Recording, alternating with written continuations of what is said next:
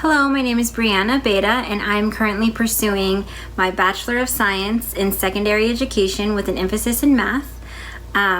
I have been able to look at and look over the different dispositions with some of my mentors at the school that I work at, and some of them have mentioned a number of different things in regards to the dispositions that I naturally possess. I've been told that I have high expectations for my students, and with that high expectation, I also give them the tools like growth mindset and encourage them in those things so that they are able to be successful in the classroom. I have been told that I am eager and open to ask for feedback, and I know that I do reflect often on how I handle student reactions and student interactions that I have, and I make sure that I'm handling them well and professional. And I also strive to be intentional and honest with my students, because I just want to make sure that they have someone at school that they can trust and that they could be comfortable with. I know that I've showed dedication to my student body and to my job, and because I naturally possess a number of these different dispositions, I know that I will eventually become a successful teacher.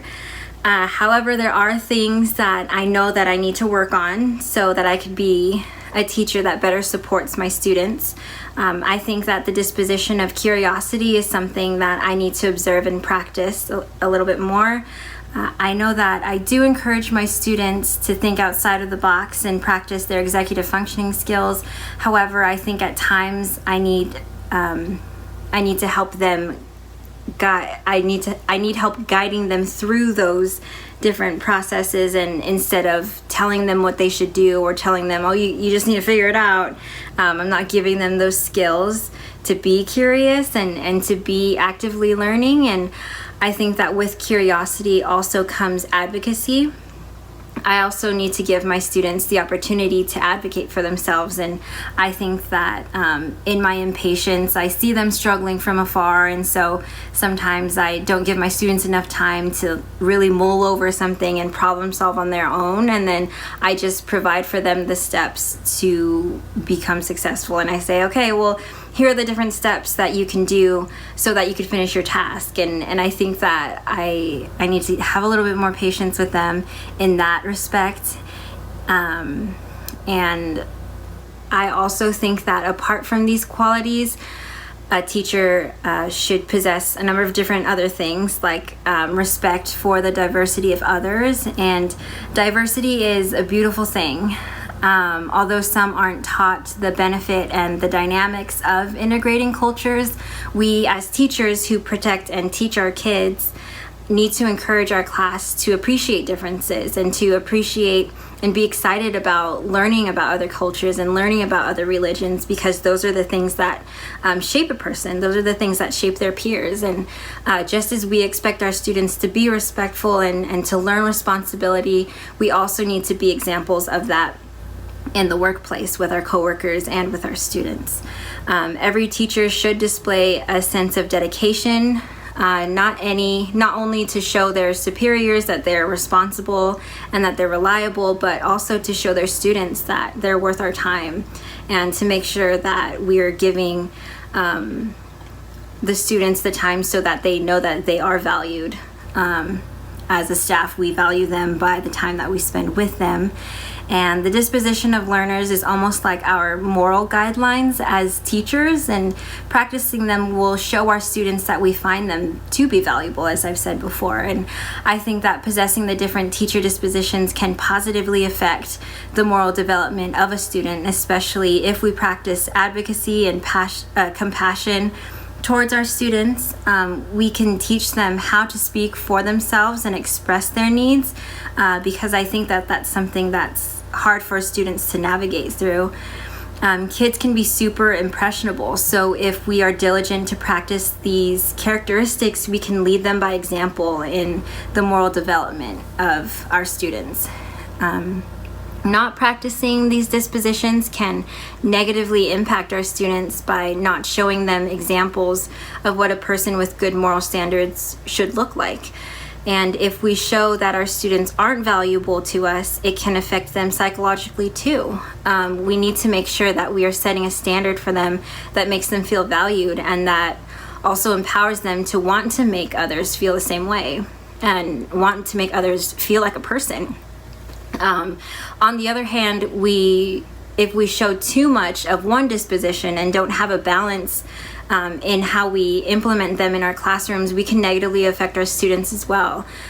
If, for example, we are always expecting our students to reach high expectations but don't have compassion for them to get to where they need to be, it can psychologically affect them too, and it could kind of lead them in a dark place of like being discouraged all the time and then not being able to feel comfortable to approach us about it.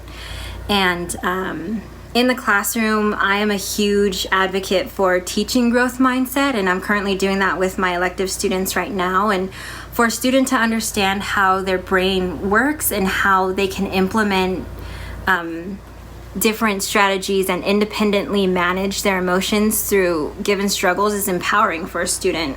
I believe that part of teaching students healthy moral behaviors is to teach them how to reach, even when they aren't successful, how to teach them to overcome failure, because it's going to happen, and so it's important to teach them how to handle that well, and it gives them the chance to accept feedback from their teachers and from each other and how to give feedback properly and maturely. Restorative practice strategies are also things that are a huge part of my classroom and my teaching. Implementing restorative practices in the classroom can look different in any given day. The main focus is to create opportunities for students to be open and honest with one another by giving each individual student the chance to feel like they're being heard, and make sure that they're communicating properly and maturely to one another. And one big thing about being a teacher is making sure that you are staying relevant and are up to speed with what is going on in the educational system.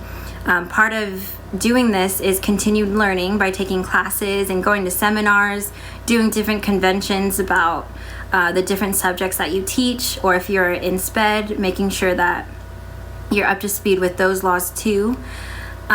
Just any given thing that's provided for teachers to better support your students is something that includes continued learning and making sure that you're being relevant in what's being taught in the classroom. And something that I personally do is I currently work for San Diego Unified. I work at a charter school, so I follow and get emails from the California Charter School Association, so the CCSA,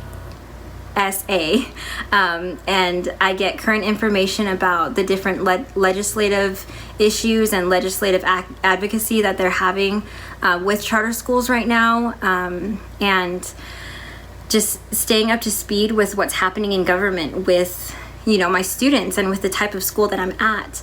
And in terms of the Code of Ethics, the National Education Association, the NEA, has the codes of ethics on their website that I personally can always look up in the beginning of each school year, and maybe I could even print them just to make sure that I'm up to speed and up to standard with how I'm handling myself with students, how I'm handling myself with parents. And that's it's a huge deal to make sure that you're handling yourself well with parents and with students. And another practical way that I can make sure that I'm reaching expectations is also reflecting on the different dispositions that we've been taught, because that's going to help us with our work ethic and with how we handle students as well.